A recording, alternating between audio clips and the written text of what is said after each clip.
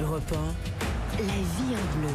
On est toujours fiers et honorés d'être sélectionnés, encore plus pour une Coupe du Monde. Je ne vais pas vous faire l'injure de mais qui parle dans ce jingle. On aime entendre sa voix de gamin un peu nasillarde comme ça. La vie en bleu, notre rendez-vous 20h30 tous les soirs dans Bon Baiser du Mondial. On va retrouver le chef du service des sports d'Europe 1, envoyé spécial à Istra. Bonsoir Simon Rubin. Bonsoir François, bonsoir à toutes et à tous. On a suivi les deux conférences de presse du jour, Pogba ou Umtiti.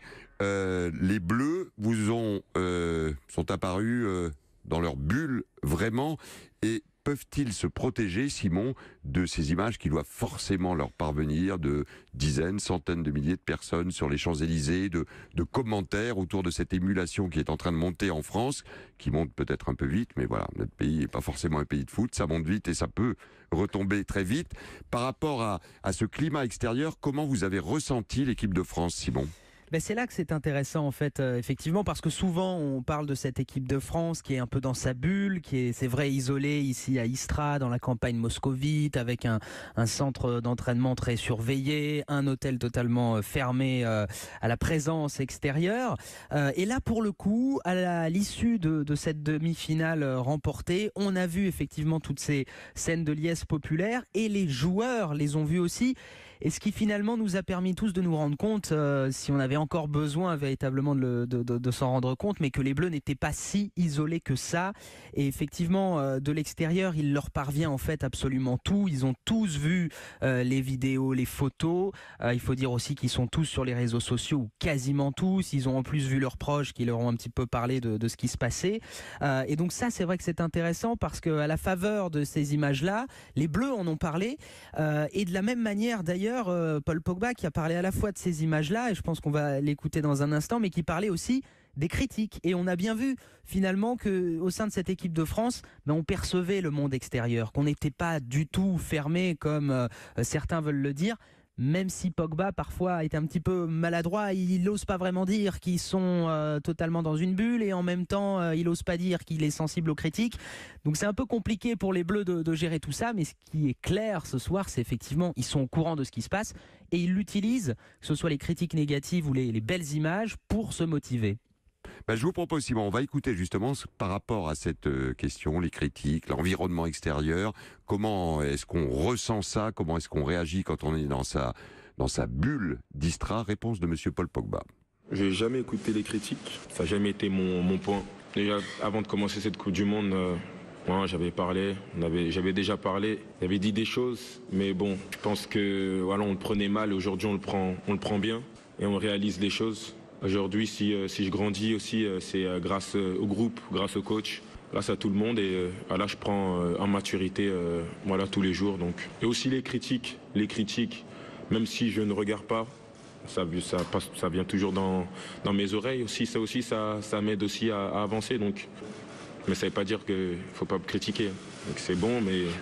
Voilà, ça veut pas dire commencez pas à critiquer. Il a fait une roulette à la Pogba, c'est-à-dire il dribble et puis il revient en arrière, et puis Arnaud Herman... Sans savoir vraiment ce qu'il voulait faire, peut-être.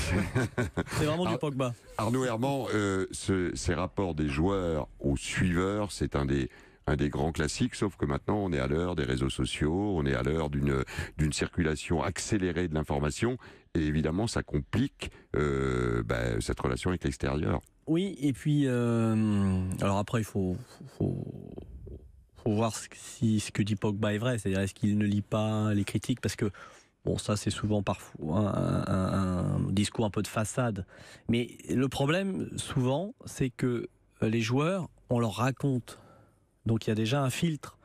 Et ça se termine très souvent malheureusement en téléphone arabe. Grand classique pour tous les journalistes. Entre ce qu'on écrit, t'as dit ça à l'antenne, non, mais on m'a dit que tu avais dit ça. Au final, entre ce qui lui revient, ce qui a été dit ou écrit sur son compte, il y a souvent, au bout d'un moment, il y a l'océan Atlantique, quoi. On se souvient d'une altercation très dure il y a 4 ans au Brésil entre un de vos confrères, chef à l'époque de la rubrique football à l'équipe, et l'entourage de Benzema pour une mauvaise note ou mauvaise appréciation dans votre journal. À l'époque, ce n'était pas votre journal, mais votre nouveau, mais avec l'équipe autour de Benzema. Oui, autour de Benzema. Bon là, le problème c'est que c'était quasiment je vais c'est un peu emballé. C'est quasiment des voyous, quoi. Ils se sont comportés comme des voyous. Ah oui, j'étais menaces, dans ce lieu ce bagarres. soir-là, du côté de Ça a Ribeirão Preto. dépassé le simple cadre du football et de la critique, où on peut s'expliquer, on peut dire bon là, je suis pas d'accord. C'était une manière de s'expliquer. Voilà, c'est dégueulasse. Tout ça, ça s'entend. On se trompe, tout le monde se trompe, les joueurs, les entourages. Voilà, le problème, c'est que c'était des méthodes de voyous qui ont été un peu employées, limite, quoi. Donc bon, on était quasiment dans la bagarre de petites frappes et de l'intimidation. Bon, après, c'est malheureusement parfois ce qui se passe, parce que ça cristallise des émotions ou des commentaires qui sont parfois toujours en exagération, malheureusement. Et on sent Simon Dutin, là, il se retient un peu Pogba sur cette question-là. D'où d'ailleurs son retour en arrière. Non, mais je crois qu'en fait, il se retient parce que en fait, quand il se rend pas compte, je pense, ce qu'il dit. Parce que je pense que cette génération de joueurs, elle voit, elle est briefée par un entourage pas toujours très au fait, en fait, de ce qui se passe, du boulot des journalistes, en fait. Et donc, en fait, le journaliste, c'est celui pour eux, l'information, c'est les réseaux sociaux. C'est celui qui te met des notes injustifiées. Non, mais c'est ça, parce que à l'heure des réseaux sociaux, ils ont plus besoin des journalistes pour accéder à la notoriété et pour communiquer avec leurs fans. Donc, évidemment, les journalistes ne sont plus qu'une source de nuisance. Il y a même plus d'échanges. Grégory Schneider, qui vient souvent ici, vous raconte qu'il préfère aller faire des papiers sur Lens ou Valenciennes, parce que les mecs, il peut les rencontrer au café du coin après l'entraînement. Au PSG, c'est plus possible. Mais cette et en équipe de France, c'est une affaire nationale. Parce qu'il lâche pas, vous entendez, il continue à dire les critiques, il ne supporte évidemment pas ça. Vous vous en rendez bien compte que c'est ce qui transpire derrière ses propos. Et l'exemple de l'entourage de Benzema, c'est bien la preuve que, au contraire, c'est pas que ça les touche pas, c'est que ça les rend fous et que plus que les autres, ils vont voir ce qui se dit sur eux, évidemment. Abel Metz, vous êtes un journaliste politique, justement, j'imagine ces contacts qu'on peut avoir lorsqu'on est journaliste politique avec des hommes politiques et là des journalistes sportifs avec l'équipe de France, c'est très très différent. C'est différent et en même temps ça se ressemble. C'est-à-dire que les politiques répondent plus facilement, ils ont plus besoin de nous que les sportifs, mais sur le rôle des réseaux sociaux et le fait que ce soit les sportifs ou les politiques qui deviennent leurs propres médias et donc qui s'adressent directement aux citoyens, c'est très semblable. C'est-à-dire qu'il y a beaucoup d'hommes politiques aujourd'hui qui ont de leurs vidéos Facebook qui s'adressent directement à leurs électeurs ou à leur base. Et pourquoi aurait-il besoin de passer par un filtre qui peut les critiquer ? Aucun. Et donc maintenant, quand on fait un papier un peu critique sur tel ou tel homme ou femme politique, on a systématiquement ou quasi systématiquement des SMS en retour, très virulents, ce qui se passait beaucoup moins il y a quelques années. En ce qui concerne Grégory Schneider, c'est pas seulement des SMS virulents, c'est parfois notre confrère de Libération, c'était des réactions très violentes. Simon Dutin, avant de donner la parole à Radir. Juste très court, mais c'est vrai que moi je vois beaucoup de similitudes entre l'évolution de la politique et du football.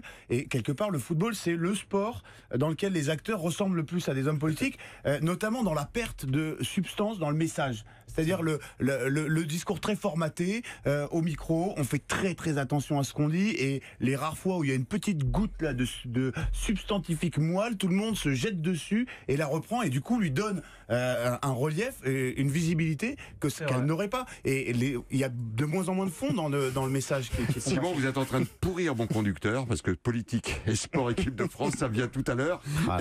Et il leur dira. Je vous redis la même chose. Vous ne l'avez pas encore entendu parce qu'il n'a pas parlé dans le studio, mais il est parmi nous. Danny Cohn-Bendit qui est là tous les soirs à partir de 21h sur Europe Mylène, tellement l'émission qui vient avant, sans qu'on lui paye d'heures supplémentaires en plus. Bonsoir.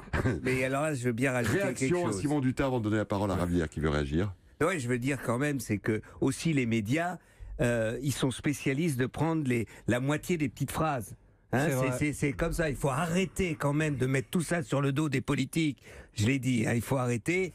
Et puis par exemple, le discours de Pogba aujourd'hui n'était pas vide. On peut pas dire ça. Non, je crois qu'il est très... Enfin, je veux dire, il est très fort. C'est le nouveau Pogba de la maturité, oui, c'est ce qu'on était en train d'évoquer. Ravière, vous vouliez réagir au propos d'Abel. En fait, je voulais réagir. Oui et non. Je considère qu'aujourd'hui, c'est limite beaucoup plus difficile d'approcher un joueur que d'approcher un politicien. Parce que les politiciens, quelque part, savent qu'ils doivent occuper l'espace médiatique. Et leur âge, parce qu'ils sont généralement un peu plus âgés que les footballeurs, fait qu'ils préfèrent les canaux traditionnels, les magazines, la télé, etc., etc. Donc là, ils sont en train de réparer cette fracture numérique et d'investir. Tu vois un peu les la dérive du langage. C'est plus des politiques, c'est tout de suite des politiciens. C'est vrai. Tu vois, c'est déjà voilà. C'est des politiques, c'est des politiciens maintenant. Donc c'est de la merde. Non, c'est pas moi qui les dis. Non, mais j'exagère un peu. Dany fait à la fois son électeur et lui. Dany m'a mis le nez dans le caca, mais bon, pourquoi pas. Y a pas de souci. Non, mais et tout ça pour dire que aujourd'hui, l'enfer, c'est pas les joueurs. L'enfer, c'est vraiment l'entourage. Et on peut parler de l'entourage de Pogba. Moi, je connais l'entourage de Pogba. J'ai des amis qui sont très très amis avec lui. C'est pas des voyous, c'est pas je ne sais quoi, mais pour le coup, ils font remonter à Pogba toutes les informations. Et aussi, ils donnent ces canaux-là. Filtre malsain, c'est un filtre malsain. Parce qu'ils vous donnent ce qu'ils ont envie, ces canaux-là. Mais quelque part, ils s'arrêtent là où ils savent qu'on va s'en servir. Et en même temps, Simon, oui, juste pour finir, Pogba, parce je vois très bien où on va en venir, il vient d'une cité, et Benzema vient peut-être d'une cité, les voyous, etc. Il n'y a pas de souci. Mais ça arrive aussi avec Iniesta. Moi, j'ai eu une expérience avec Andrés Iniesta, qui est un gars, super gentil, admirable, un gentleman. Son entourage est une pourriture finie. Donc je le sais et j'ai aucun problème à le dire là tout de suite. Ben, la preuve, vous venez de le dire, voilà, c'est ça qu'on essaie. Donc ça n'a rien à voir avec les joueurs. Les joueurs, pour le coup, sont assez candides. Mais les entourages, c'est aujourd'hui devenu l'enfer dans le foot. C'est l'enfer dans le foot parce qu'il y a des intérêts évidemment qui sont énormes aussi. En même temps, Simon Rubin, vous qui étiez dans les 2 conférences de presse à Istra aujourd'hui, moi ce qui m'a frappé en les suivant en direct ce matin, c'est qu'il se dégageait par rapport à l'exercice de com qu'on a tellement vécu, souvenez-vous, le groupe vit bien, on nous disait après une pénible victoire en Biélorussie, tout le monde savait que le groupe vivait très mal. Il m'a semblé, en lisant, en interprétant peut-être les propos, qu'il y avait une certaine sincérité qui se dégageait des propos et de Pogba et d'Umtiti, Simon. Oui, mais je crois qu'il y a eu un changement assez radical dans le rapport des joueurs aux journalistes, en tout cas dans la manière dont ils s'exprimaient en conférence de presse, c'est arrivé après l'Argentine. Si on pouvait juste arrêter de les tutoyer. Mais alors, vous n'entendrez jamais les tutoyer sur Europe 1. Le tu, j'entends le tu, alors, ils l'ont jamais vu. On est bien d'accord. Mais vous remarquerez d'ailleurs, et je pense que ça va nourrir le débat qui suit, mais les journalistes sportifs sont les seuls à tutoyer leurs interlocuteurs avec les journalistes politiques. Mais ça, c'est pour la parenthèse. Mais alors, Abel, réponse d'Abel. Là, vous lancez un tacle. Abel Metz, journaliste politique, Le Monde. Je dis, attention, je généralise, mais sachez que nous, par exemple, sur Europe 1, moi, en tout cas, je me refuse à les tutoyer. Vous, Sim, oui. Non, la règle, c'est de pas tutoyer les politiques, et si on les tutoie, c'est qu'on les connaît d'avant ou par ailleurs. Voilà, c'est juste une précision. Allez-y, Simon. Simplement, effectivement, pour revenir sur cette sincérité, depuis la victoire sur l'Argentine, on les a sentis quand même très soulagés, et en conférence de presse, ça s'est senti et ça s'est vu beaucoup plus naturel, même si ça reste maîtrisé. On sent quand même, depuis la victoire contre l'Argentine, qu'ils sont moins engoncés, moins sous pression. Et le dernier élément que je voulais soulever, et moi que je trouve très intéressant, c'est quand on entend Pogba là qui parlait, et qui est très maladroit, et qui ose pas dire qu'il entend les critiques, mais en même temps il les entend. Je trouve que ça renvoie surtout à l'image que ces joueurs-là ont du sportif de haut niveau, et peut-être à l'image qu'on a des sportifs de haut niveau. Est-ce que le sportif de haut niveau, c'est celui qui est imperturbable? Est-ce que c'est celui qui est inébranlable, qui n'est pas atteint par la critique? Ou est-ce que c'est celui qui reconnaît, bah oui, on me critique, oui, j'ai des émotions, je peux être content, pas content? Ça, c'est un grand débat. C'est un peu la figure d'un Federer sur un terrain de tennis qui est toujours imperturbable, ou est-ce que c'est des joueurs plus colériques, mais qui du coup montrent une sensibilité, voire une fragilité, une faille? Alors vos propos, Simon, font réagir en studio. Arnaud Herman qui a levé la main le premier, puis Simon Lutin. Puis c'est notre consultant du soir. Ouais, c'est gentil. Respect. Non, mais moi, je vais dans le sens de Simon, mais il y a quelque chose d'autre, je pense, qui est très important. C'est que aujourd'hui, tout le rapport à l'autre, à l'extérieur, pour un sportif, et je pense pour un politique de plus en plus, il est biaisé en fait. Il est biaisé par les réseaux sociaux, par le contact direct qu'il peut ou peuvent avoir avec le public en général, pas forcément leur public. Parce que, en fait, avec ça, aujourd'hui, toute critique, qu'elle soit méchante ou pas, sévère ou pas, juste ou injuste, parce que parfois les critiques sont injustes, ils peuvent plus les comprendre parce que eux, leur mode de fonctionnement et de communication, c'est la tête avec les critiques. De moins en moins. Et les entourages, c'est encore autre chose parce que les entourages, ils vont lire un truc et après ils vont te le déformer. La ils vont dire, caisse de résonance de l'entourage fait que les critiques sont plus fortes encore. Et encore plus mal ressenti. Simon Dutin. Là où je suis pas tout à fait d'accord avec ce que dit Simon, c'est que c'est pas de remettre en cause le fait que la critique elle fasse mal. Je veux dire, n'importe quel être humain qui pratique une activité a fortiori à un niveau élevé, il va être public. Il sait qu'il s'expose à la critique. Et évidemment que si on vous critique, ça fait mal. Vous, François, s'il y a mais la question c'est est-ce qu'on le montre ou pas? Moi je lis rien. Moi je suis dans ma bulle. Moi, 3 jours d'une finale, je reste dans ma bulle. Un cortège de gens a priori un peu renseignés sur ce que vous faites, qui émettent un jugement, une critique négative, évidemment que ça va vous toucher. Mais vous allez vous dire quoi? C'est une bande de nazes, ils connaissent rien. Ou alors vous allez vous dire, et vas-y gros, il y a peut-être un peu... Mais là, le summum de ça, c'était Patrice Evra qui venait dire, il sait même pas faire 3 jongles, les journalistes... Et je termine juste en disant, c'est pas d'accepter que la critique fasse mal, c'est d'accepter le principe de la critique. Et Pogba, il accepte pas le principe de la critique. Quand il dit 2 mois avant la Coupe du Monde, et arrêtez de critiquer Grisou, il va vous mettre tout là-haut, mais il sort d'où? On arrête de bosser. Ils arrêtent de bosser. Je me demande si dans ce bon baiser du mondial numéro 29, on va pas appeler Kant comme nouveau consultant pour analyser cette critique de la raison pure. Dany, rapidement, là, il faut qu'on gagne de l'argent. Je veux juste dire qu'il y a une histoire qui est racontée par du théâtre dans les années 50 à New York, où quand il y avait qu'une critique, c'était le New York Times, et quand à 11h du soir, le critique du New York Times rentrait dans le restaurant où il y avait tous les acteurs, eh bien, on analysait sa critique à la manière dont il ouvrait la porte. Donc, tu vois que les gens, ils avaient la pétoche. Et c'est vrai, quand tu es quelqu'un de public, la critique, c'est dur à diriger parce que tu es public. Là, entre nous, comme ça, c'est facile de dire t'es naze, tu t'en fous, personne n'écoute, etc.